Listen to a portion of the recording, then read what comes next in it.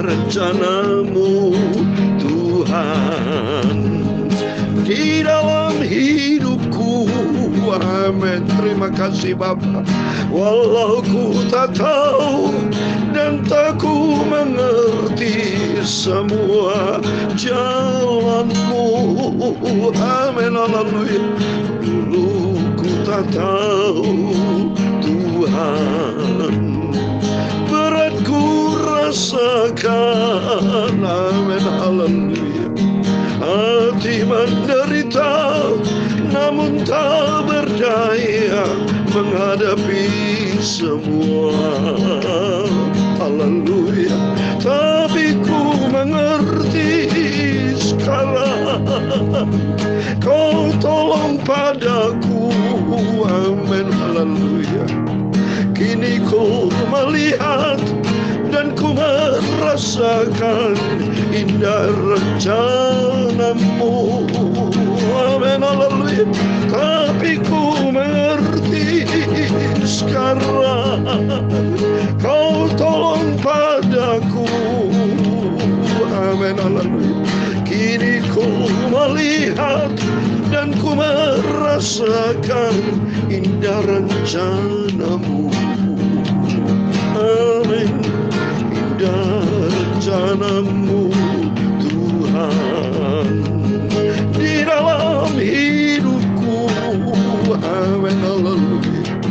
Walau ku tak tahu dan tak ku mengerti semua jalan-Mu yang sempurna, dulu ku tak tahu Tuhan. Berat ku rasakan. Amin. Haleluya. Hati menderita namun tak berdaya menghadapi semua. Amin. Haleluya. Tapi ku mengerti sekarang Kau tolong padaku. Amin. Haleluya. Kini ku melihat dan ku merasakan indah rencana-Mu. Tapi ku mengerti sekarang Kau tolong padaku. Amin. Haleluya. Kini ku melihat dan ku merasakan sungguh sempurna rencana-Mu Bapa. Dalam Yeremia 29 ayat 29 dan 11, sebab aku ini mengetahui rancangan-rancangan apa yang ada padaku mengenai kamu. Demikian firman Tuhan, yaitu rancangan damai sejahtera dan bukan rancangan kecelakaan, untuk memberikan kepadamu hari depan yang penuh harapan. Amin. Haleluya. Tapi ku mengerti sekarang Kau tolong padaku. Amin. Haleluya. Kini ku melihat dan ku merasakan indah rencana-Mu. Amin. Haleluya. Tapi ku mengerti sekarang Kau tolong padaku. Amin. Haleluya. Kini ku melihat dan ku merasakan indah rencana-Mu. Amin. Ya Tuhan, punya-Mulah kebesaran dan kejayaan, kehormatan dan kemasyhuran serta keagungan. Ya segala-galanya yang ada di langit dan di bumi. Ya Tuhan, punya-Mulah kerajaan, dan Kau yang tertinggi itu melebihi segala-galanya, karena Engkau sebagai kepala di atas segala-galanya. Sebab kekayaan dan kemuliaan itu berasal daripada-Mu, dan Kau yang berkuasa atas segala-galanya. Dalam tangan-Mu lah kekuatan dan kejayaan. Dalam tangan-Mu lah kuasa membesarkan dan mengukuhkan segala-galanya. Sekarang ya Allah Tuhan Yesus Bapa kami bersyukur kepada-Mu dan memuji nama-Mu yang agung kudus. Tapi ku mengerti sekarang Kau tolong padaku. Amin, haleluya. Kini ku melihat dan ku merasakan indah rencana-Mu. Amin, haleluya.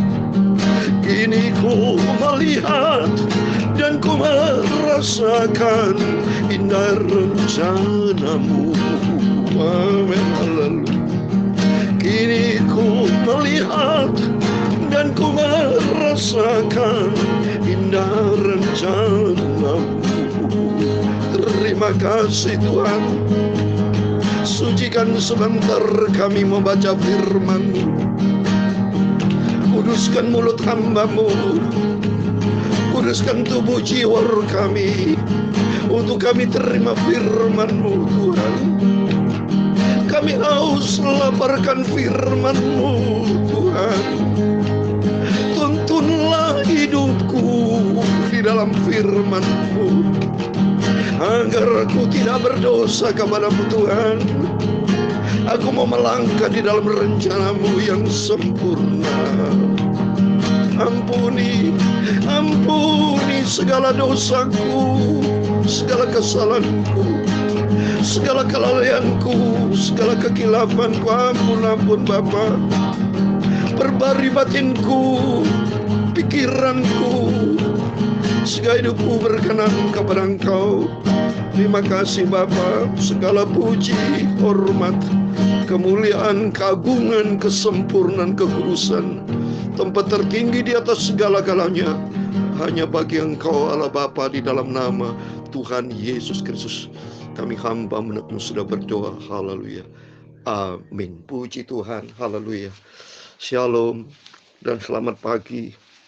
Selamat kita berjumpa kembali di dalam kasih Bapa kita Tuhan Yesus Kristus. Pada hari ini Selasa pagi, tanggal 1 Maret 2022. Kepada Bapak, Ibu, Saudara semua yang dicinta dan diberkati oleh Bapa kita Tuhan Yesus Kristus. Kita melangkah di dalam rencana Tuhan. Kita tidak mengerti sebab kita dilahirkan dalam kondisi manusia berdosa. Kita hanya bisa menangis pada waktu bayi lahir. Kita telanjang tidak punya apa-apa. Tapi kita punya rencana Tuhan yang sempurna. Karena Tuhan berfirman dalam Yeremia 29 ayat 11 tadi sudah saya bacakan. Sebab aku ingin mengetahui rancangan-rancangan apa yang ada padaku mengenai kamu. Demikian firman Tuhan, itu rancangan damai sejahtera dan bukan rancangan kecelakaan, untuk memberikan kepadamu hari depan yang penuh harapan. Amin.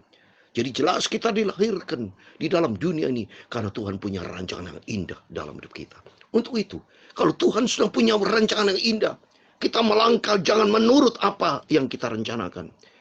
Tapi kita boleh punya rencana, tetapi kita serahkan semua kepada Tuhan.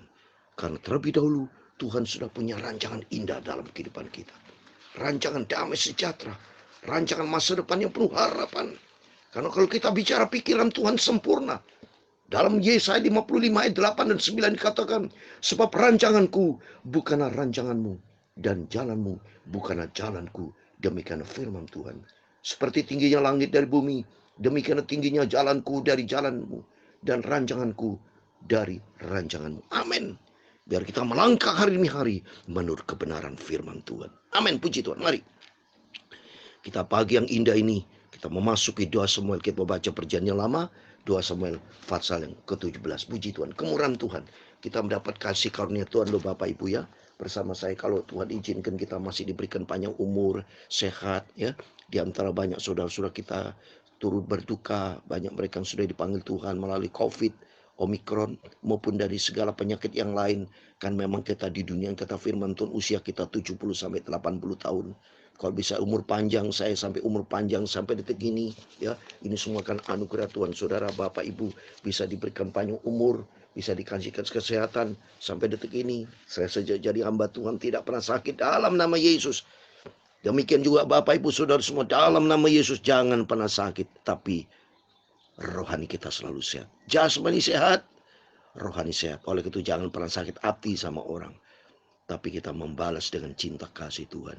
Kita mau makin hari mau hidup serupa dengan Kristus, hidup di dalam kebenaran firman Tuhan. Amin.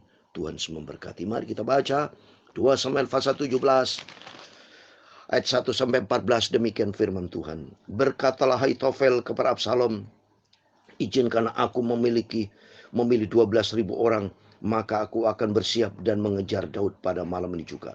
Aku akan mendatangi dia selagi ia lesu dan lemah semangatnya, dan mengejutkan dia. Seluruh rakyat yang ada bersama-sama dengan dia akan melarikan diri, maka aku dapat menewaskan raja sendiri. Demikian aku akan membawa pulang seluruh rakyat itu kepadamu seperti seorang mempelai perempuan kembali kepada suaminya. Jadi engkau mencari nyawa satu orang saja, sedang seluruh rakyat tetap selamat. Perkataan disetujui oleh Absalom dan oleh semua tua-tua Israel. Tapi berkatalah Absalom, panggillah juga Husai, orang Arki itu, supaya kita mendengar apa yang hendak dikatakannya. Ketika Husai datang kepada Absalom, berkatalah Absalom kepadanya demikian. Beginilah perkataan yang dikatakan Ahitofel. Apakah kita turut nasihatnya? Jika tidak, katakanlah.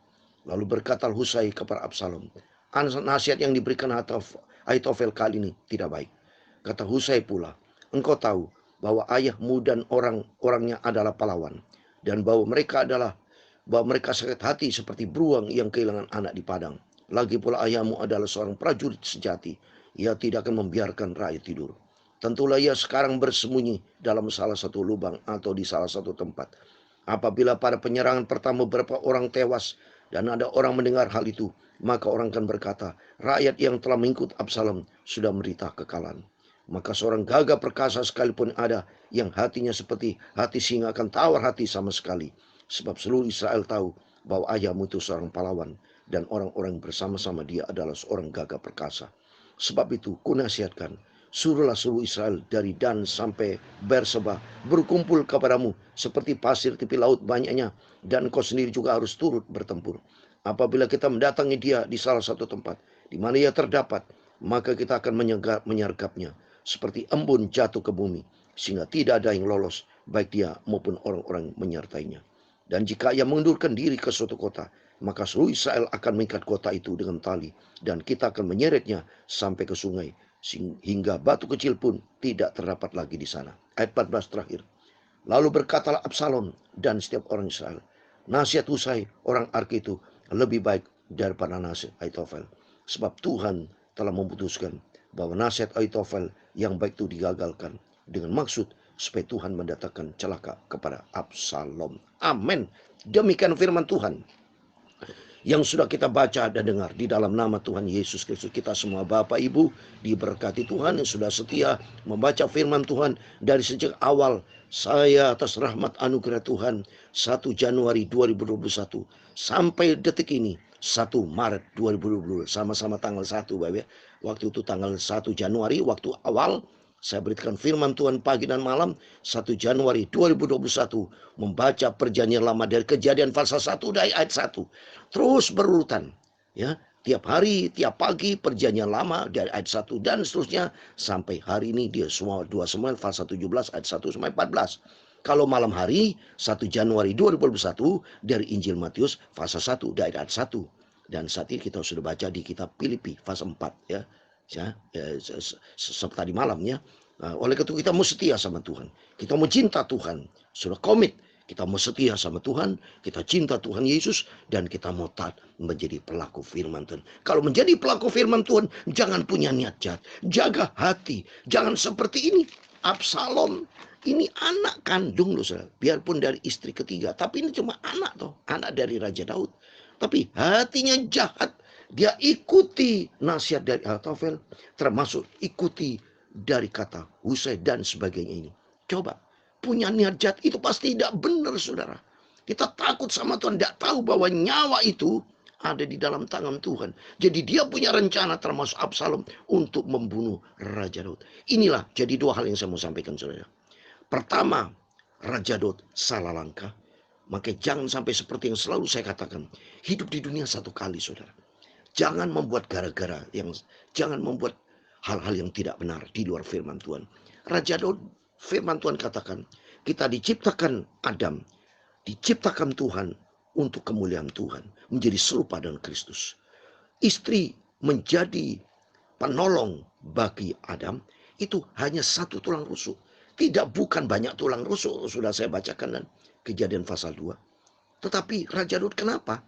Dia lemah dalam soal wanita. Dia lihat perempuan cantik, dia ambil sebagai istri. Semua dia ambil, lebih daripada satu istri.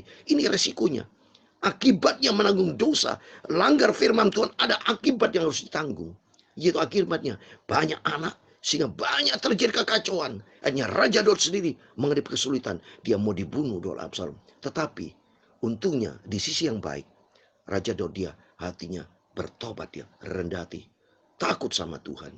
Di sisi lain dia memang ada kelemahannya. Tetapi saya ngomong yang kedua, selama kita hidup tidak boleh punya hati jahat. Tidak punya niat-niat jahat, rencana jahat, membunuh orang, sakiti hati orang, dendam. Itu tidak boleh. Karena kita berhenti takut sama Tuhan. Karena di dalam Ayub 12 ayat 10 Bapak Ibu. Kita sebetulnya hidup di dunia ini sederhana, saudara. Ya, saya sebagai baik Tuhan hidup sederhana. Ikuti firman Tuhan saja. Ya, jangan menyimpang ke kanan ke kiri. Takut sama Tuhan. Ya, ada satu mata yang tidak kita kelihatan, tapi mata Tuhan ada di segala tempat. Saya mau baca pertama lagi. Ya, Ayub 12 ayat 10 yang pertama. Bahwa di dalam tangannya terletak nyawa segala hidup dan nafas setiap manusia. Nyawa kita bukan di tangan manusia. Kalau Tuhan tidak izinkan, tidak bisa. Ya, orang dibunuh atas izin Tuhan itu. Atas izin Tuhan. Karena orang itu mungkin bertobat, ada salah. Itu karena setiap pergumulan, setiap masalah yang kita hadapi, kita koreksi diri. Seperti Raja Daud, koreksi diri. Seperti yang saya terangkan kemarin. Pada waktu ya ada seorang murid daripada Raja Saul, ya, dia maki-maki sampai dilempar batu, tapi Raja Daud dia sadar, ya, lebih bagus dia mau melawan. Mungkin itu jalannya Tuhan. Dia lebih bagus kita sadar. Setiap pergumulan kita hadapi, lebih bagus kita koreksi diri dan bertobat, hidup dalam kebenaran Tuhan. Tapi hati jahat membunuh tidak boleh. Karena nanti bermusuhan dengan Tuhan. Karena Tuhan katakan bahwa di dalam tangan Tuhan terletak nyawa sekarang hidup. Jadi nyawa kita ada dalam tangan Tuhan. Yang penting mari kita takut sama Tuhan. Kita hidup di dalam kebenaran firman. Jangan pun niat jahat. Saya kasih ayat terakhir. Dalam Amsal Sulaiman pasal 4 ayat 23. Harus jaga hati Bapak. Jaga hati. Ya, kita takut sama Tuhan. Kalau kita punya niat jahat, ya lihat nanti Absalom itu. Ada risiko yang harus ditanggung. Ya, kita mau jaga hati. Amsal Sulaiman 4 ayat 23 demikian. Jaga hatimu dengan segala kewaspadaan, karena dari situlah terpancar kehidupan. Hati ini harus diisi dengan firman Tuhan. Karena diisi dengan firman Tuhan terpancar kehidupan. Karena Yesus berkata dalam Yohanes 10 ayat 10, aku datang untuk memberikan hidup dengan segala kelimpahan. Waktu mari jaga hati Bapak semua sebagai anak Tuhan, termasuk saya. Jangan punya ada di dendam, dengki, benci. Kalau ada seorang yang kita tidak suka sama, cepat kita selesaikan. Baik-baik ngomong, hati-hati. Tapi tidak boleh dendam, dengki, benci, punya rencana jahat. Jangan. Sebab apa? Kita punya Tuhan. Punya rencana jahat bisa juga dibikin mati sama Tuhan. Selesailah. Oh, tetapi kalau kita hati diisi dengan firman Tuhan, seperti dalam Mazmur 119 ayat 11, Tuhan, hati kita diisi dengan firman Tuhan. Janjimu Tuhan, ku simpan dalam hatiku supaya ku tidak berdosa kepada Tuhan. Karena apa? Tuhan punya rencana indah dalam kehidupan kita, yaitu hidup kekal surga buat selama. Oleh karena itu mari kita mau cinta Tuhan. Kita dengar firman Tuhan, biar firman Tuhan kita lakukan, saudara. Senantiasa saya bicara, kita menjadi pelaku firman Tuhan. Kekristenan bukan teori, tapi kekristenan kita melakukan apa yang sesuai dengan firman Tuhan. Sehingga hidup kita masuk di dalam rencana Tuhan yang sempurna. Hidup kekal bersama dengan Tuhan di surga buat selama-lamanya. Amin. Tuhan memberkati. Indah rencanamu Tuhan. Amin. Haleluya. Di dalam hidupku. Amin. Haleluya. Walau ku tak tahu dan tak ku mengerti semua jalanmu. Amin. Haleluya. Dulu ku tak tahu Tuhan. Amin. Haleluya. Berat ku rasakan. Amin. Haleluya. Hati menderita dan ku hadapi semua. Amin. Haleluya. Tapi ku mengerti sekarang, amin, haleluya. Kau tolong padaku, amin, haleluya. Kini ku melihat dan ku merasakan indah rencanamu, amin, haleluya. Tapi ku mengerti sekarang, amin, haleluya. Kau tolong padaku, terima kasih Tuhan Yesus. Kini ku melihat dan ku merasakan indah rencanamu, amin, haleluya. Tapi ku mengerti sekarang, haleluya.